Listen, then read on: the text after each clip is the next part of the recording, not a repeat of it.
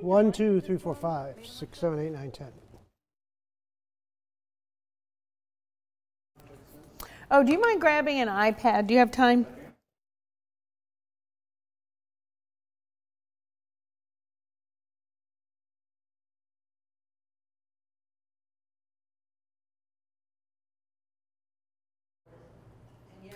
I will put her on 3. Or, you know what? I'll put her on 2.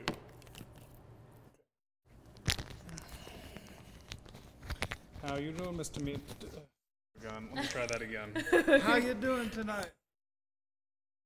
How are you? Do you have a story to me, Kat? Yeah.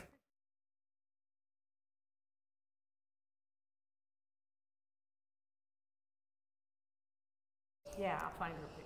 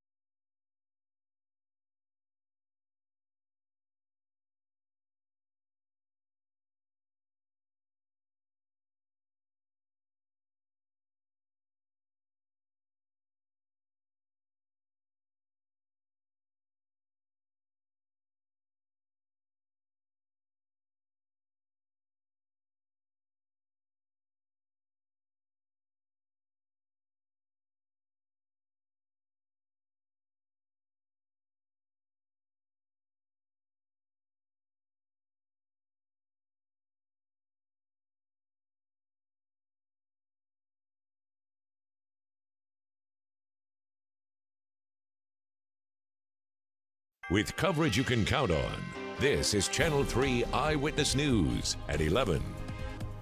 Good evening and thank you for joining us. I'm Cindy Sexton. Greg Glover has the night off. It's been months since former police chief Fred Fletcher announced his retirement, and many are wondering when a new chief will be named, while others are not happy with the 3 men selected for the job. Last month, a search committee appointed by Mayor Andy Burke chose 3 finalists from a pool of nearly 50 candidates. Channel 3's Tanisha Cordell has more on what the community had to say at tonight's City Council meeting. While City Council members wrapped up their meeting, one man stepped forward saying he wants someone with a clean slate to become the next top cop, and that the final picks in the running for that position aren't satisfying. David Roddy and Mr. McPherson, they're not the ones that we need leading Chattanooga. Claps and cheers filled City Hall as one man questioned the background of the finalists for Chattanooga's next police chief. He says it's why there's a lack of trust between the community and the police department. We need to hold these police officers accountable, get someone in here to clean house, and then this city can survive. Acting Chief David Roddy, Assistant Chief Edwin McPherson, and Commander Todd Chamberlain of the Los Angeles Police Department were selected as police chief finalists. But a local watchdog group and other community members have pointed out allegations against all three men.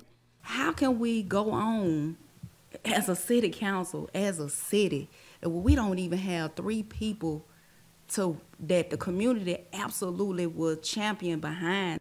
Councilwoman Demetrius Coonrod has publicly pushed for McPherson to lead the force, but she says she was originally in support of an earlier candidate, Assistant Chief Dana Vaughn.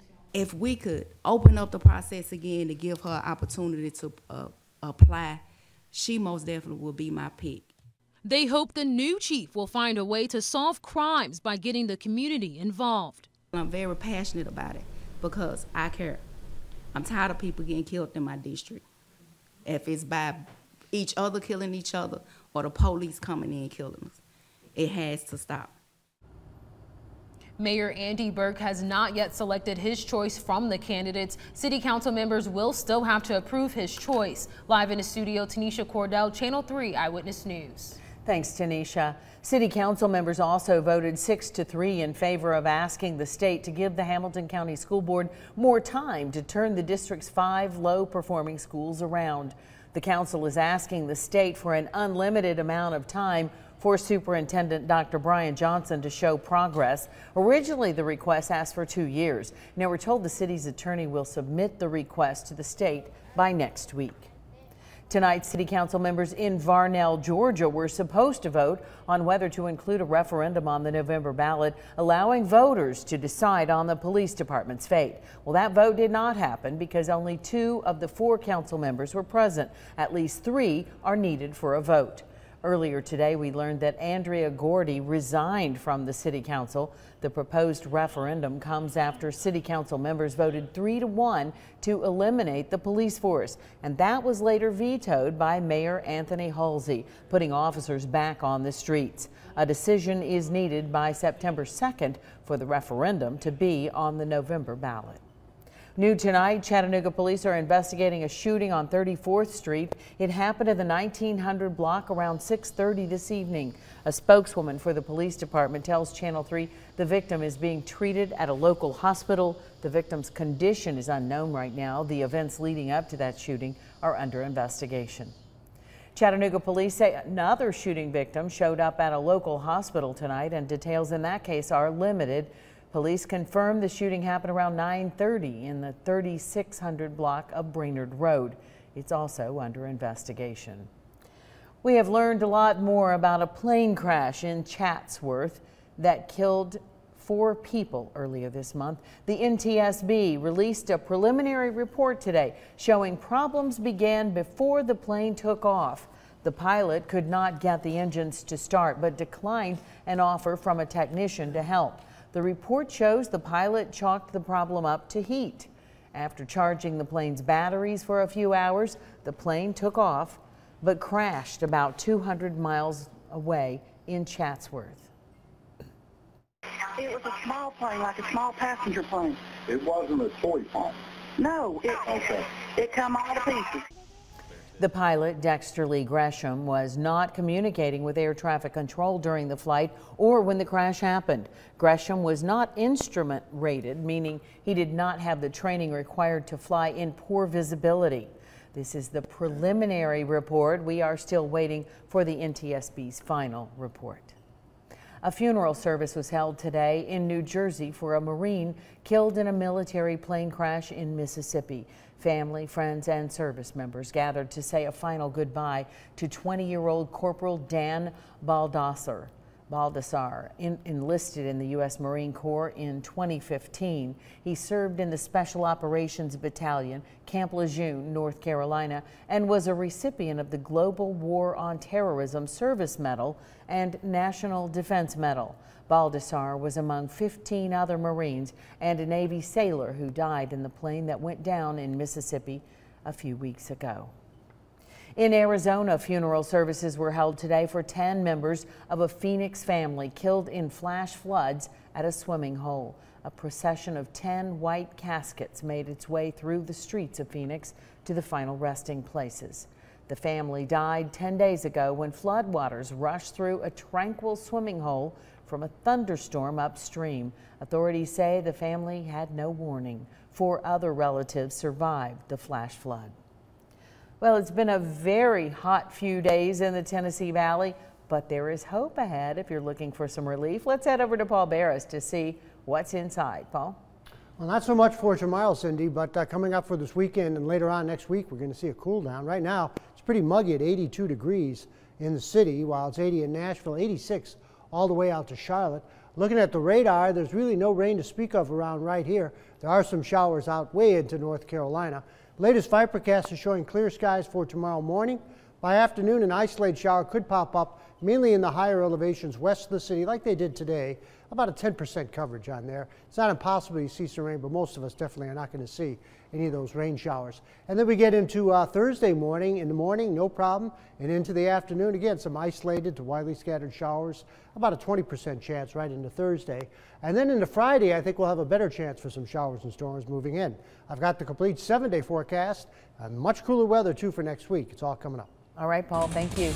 A nurse is in jail accused of leaving a fentanyl patch stuck to a door frame at the Grundy County Courthouse. The incident was captured on surveillance video. Investigators tell us Heather Hodge admitted to putting the drug there for an inmate to pick up.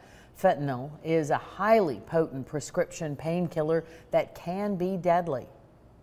It's not a secret that fentanyl is killing people, and we're fortunate that somebody, and especially a child, did not get a hold of this. Hodge is a 41-year-old nurse from Estill Springs. Investigators are working to determine how she got the drug. She's in jail with no bond tonight. Hodge is scheduled to be in court next month. The Walker County Sheriff's Office needs your help identifying a thief. Surveillance video caught this man stealing numerous items from the Lookout Mountain Trading Post. If you have any information, you are asked to call the Walker County Sheriff's Office. The number is 706-638-2512. And the Cohutta Police Department is asking for your help identifying this man. He's wanted for questioning regarding property crimes that happened last Saturday near Cohutta Varnell Road and Wheeler Dam and the Wheeler Dam Road areas. If you see this individual or have any information, contact the Cohutta Police Department. Their number 706-370-4900. Still to come on Eyewitness News at 11, a well-known model and widow of a very famous American singer has died. Plus, there's no shortage of butter in Ohio. We'll show you what the famous butter display will be for this year's state fair.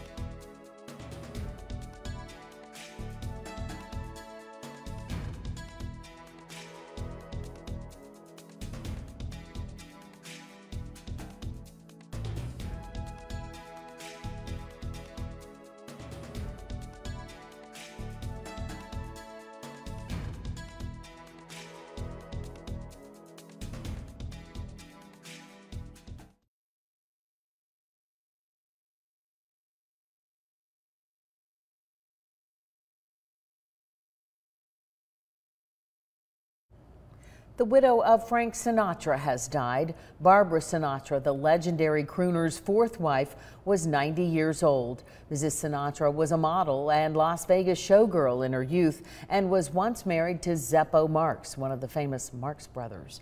She married Frank Sinatra in 1976. It was his longest marriage, lasting until his death nearly 22 years later. Together, they founded the Barbara Sinatra Children's Center in 1986. A statement from the center says Mrs. Sinatra died of natural causes at her home, surrounded by family and friends. The famous butter display at this year's Ohio State Fair will have some asking, "Got milk?" The Ohio State Fair is using color-tinted butter to make a larger-than-life bottle of chocolate milk in the 2017 butter cow display. This year, the traditional butter cow and calf are joined by 4 high school athletes and the 6-foot bottle of chocolate milk. The bottle is colored using cocoa powder mixed in with the butter. The American Dairy Association says it took sculptors a combined 500 hours to create the display. Well, the Ohio State Fair opens tomorrow and runs through August 6th. Perhaps a road trip is in store.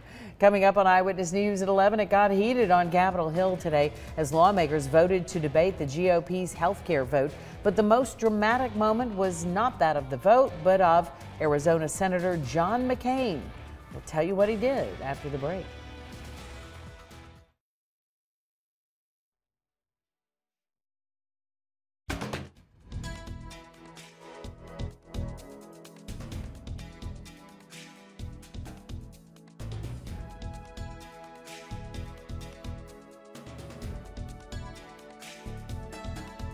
This is Channel 3 Eyewitness.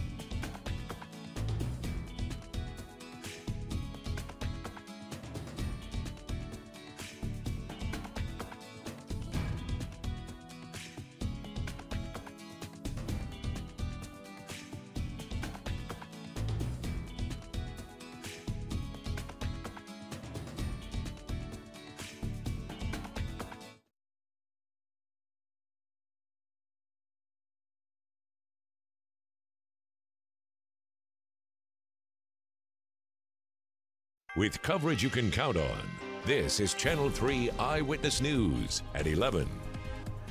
It was a remarkable moment on the floor of the U.S. Senate late today, where Republicans scored the votes needed to advance the debate over a new health care bill.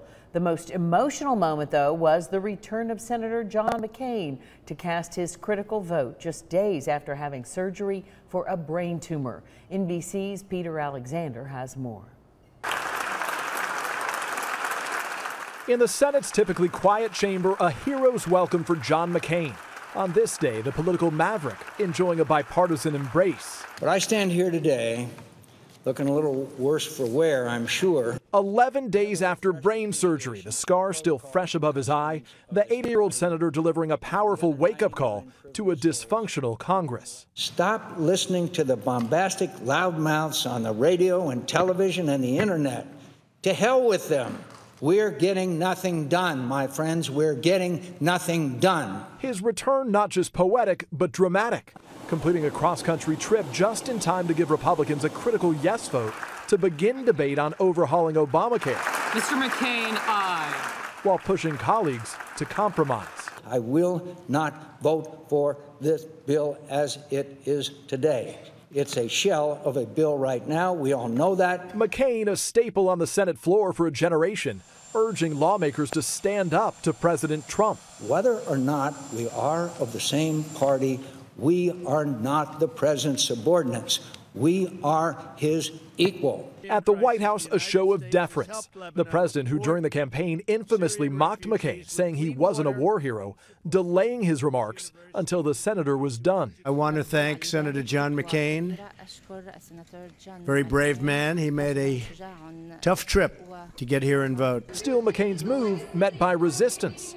Protesters attacking his vote as an effort to take health care away from millions of Americans, just as he benefits from first-class care. The former Vietnam POW who made a reputation fighting, back today for another battle. I have every intention of returning here and giving many of you cause to regret all the nice things you said about me.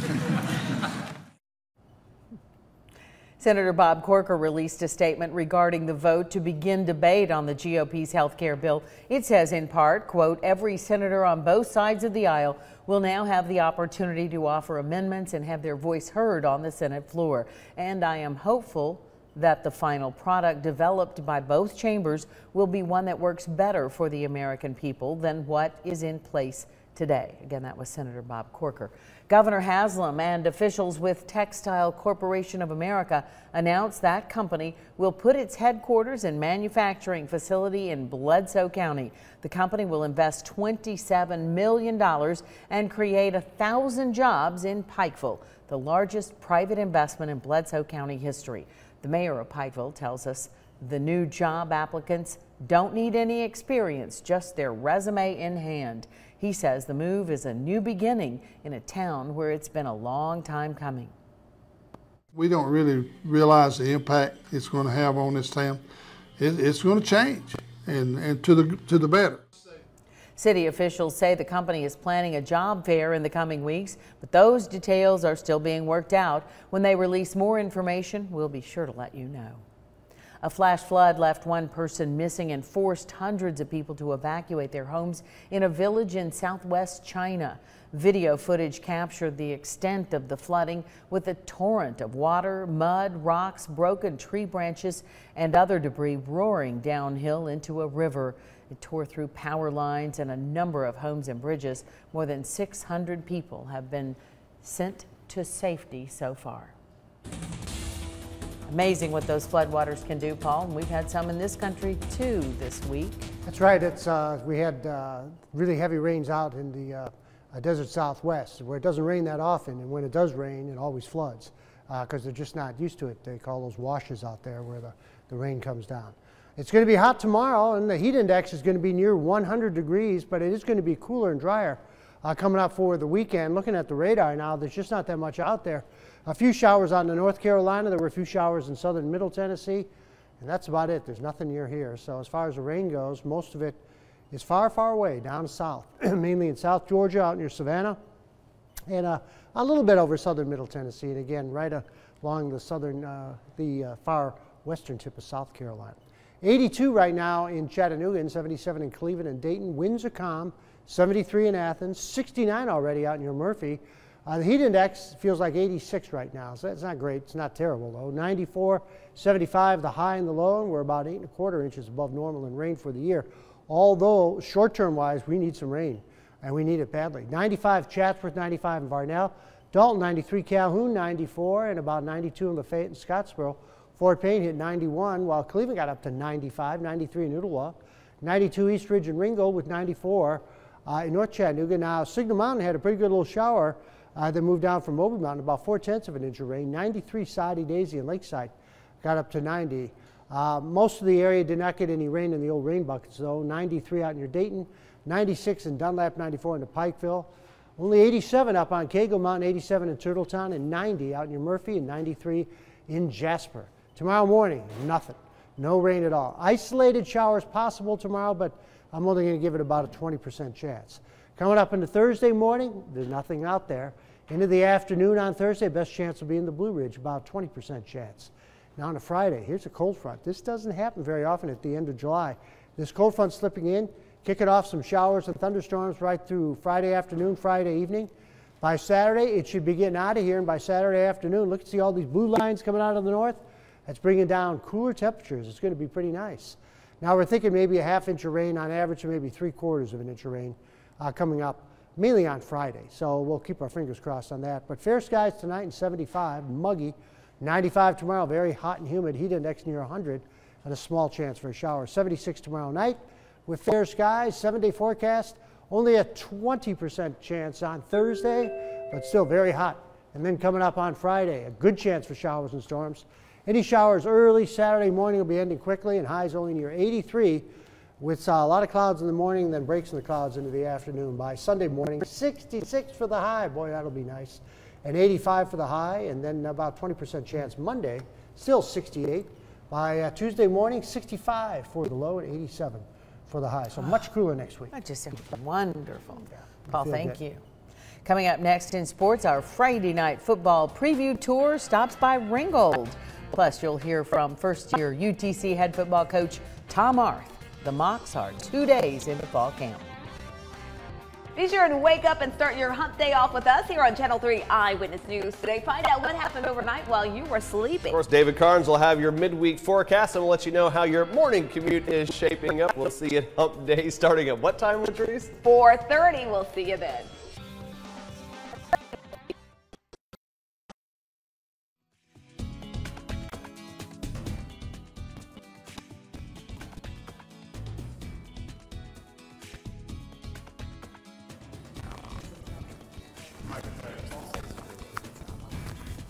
Mic check, 1, 2, 3, 4, 5.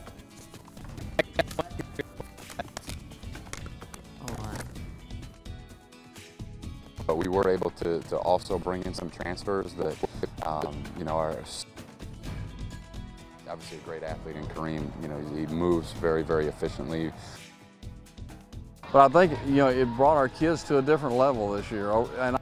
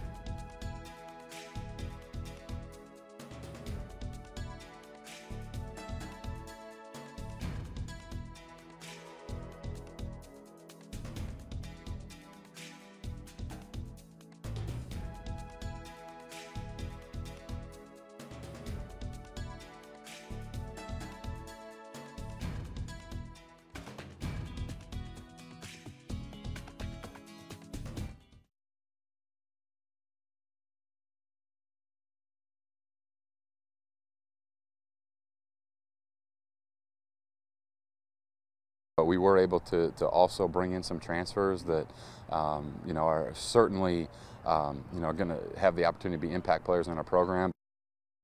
Some of those transfers were already big-time impact players for previous programs. For example, grad transfer Darrell Bridges. The Ridgeland grad is Presbyterian's second all-time leading rusher, and Kareem Orr, defensive back. The Notre Dame prep product was a freshman All-American at Arizona State. Obviously a great athlete in Kareem. You know, he moves very, very efficiently, very well, but you also see a guy that's all in, you know, that is bought into our program and is making great relationships with his teammates and being a leader, you know, in his position group, and I think ultimately, you know, throughout the team. The Mocs are now 4 practices and 2 days into fall camp. The transfers and incoming freshmen will not be available for interview until the team breaks camp for Jacksonville State prep. How do we know the college football season is getting real? Well, kickoff times, TV schedules, they're starting to roll out. We've got the first 3 games for the Tennessee Vols set. We knew Georgia Tech was an 8 p.m. kick on ESPN September 4th. New is Tennessee's home opener September 9th. Kickoff with Indiana State set for 4 p.m. the SEC network. The week following that, it's Florida in Gainesville, 3:30 CBS game. The first 3 for the Georgia Bulldogs, they're out. App State, ESPN 6:15. At Notre Dame, 7:30 kickoff right here on NBC. That's September 9th. And then they get Samford on the SEC network, 7:30 the next Saturday. Few game times to hit for the Crimson Tide of Alabama. We know they open up at 8 on ABC in Atlanta with Florida State on September 2nd. That's a big one. Next week, they'll open up at home with Fresno State. It's a 3:30 kick on ESPN2. Then they get Colorado State at home, 7 p.m. on either ESPN or ESPN2. The best part about coaching a young football team is next season. For Ringgold, next season is this season. The young Tigers are now the experienced Tigers. That and they have an axe to grind after missing the playoffs for just the 2nd time in 10 years under head coach Robert Akins. But I think, it brought our kids to a different level this year, and I can see it in their eyes and in their spirit. Those things really is what high school athletics is all about. We were way more talented than to go 5-5 last year. My feeling was that we underachieved, and you need to overachieve. And we've worked a lot on leadership and attitudes and, those kind of things which help to overachieve. Helping Ringgold overachieve will be a loaded defense and talented offense led by returning quarterback junior Cole Kibler. The Tigers open the season with a stiff test at Northwest Whitfield. 7:30, August 18th. Let's hit the diamond, shall we? The Lookouts return home tonight for the start of 5 straight with Birmingham. No offense from either team in the first inning, but in the second inning, it's about to change. Chattanooga's Andy Wilkins does the changing. A big lefty, a moonshot into the Tennessee. All right, it didn't reach the Tennessee River. At the Tennessee River, Chattanooga would score a bunch more late in this one. The Lookouts win game 1, 9-4. They'll play again tomorrow at 7:15. In the big leagues, Atlanta has been running bad. They've lost 3 straight and 6 of 8. They're at Arizona again tonight, tied 1-1 in the 6th inning. Quickly, some NFL news to get to as well. Tennessee Titans quarterback Marcus Mariota broke his leg last season. Yeah. He is back now. He says he did it again. I know. No, this is good news. Okay, good. He's back to 100%. They open camp on Saturday, and Atlanta Falcons wide receiver Julio Jones with a foot injury last year lingering. He says he's 100% as well. Hopes are high. Good news. Yeah, that is. All right. Paul Bears has a look at your 7-day forecast when we come back.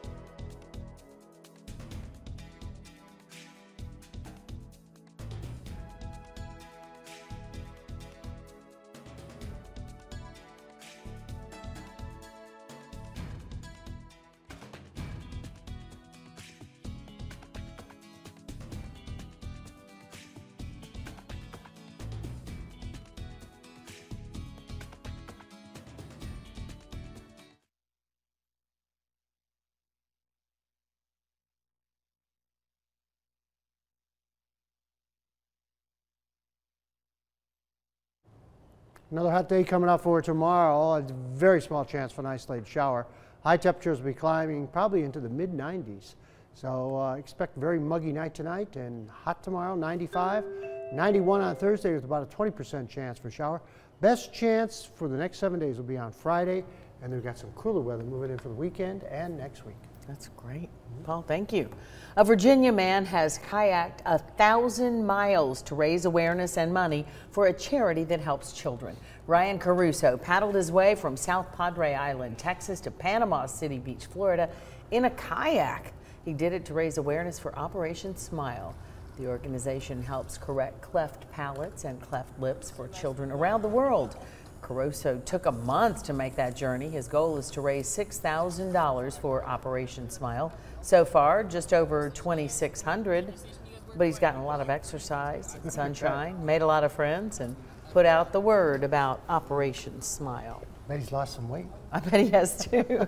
That's a long way. Padre to Panama City? Yeah, I think so. Well, we thank you for joining us for Eyewitness News at 11. Your news continues 24 hours a day at Channel 3, WRCBTV.com. Have a good night.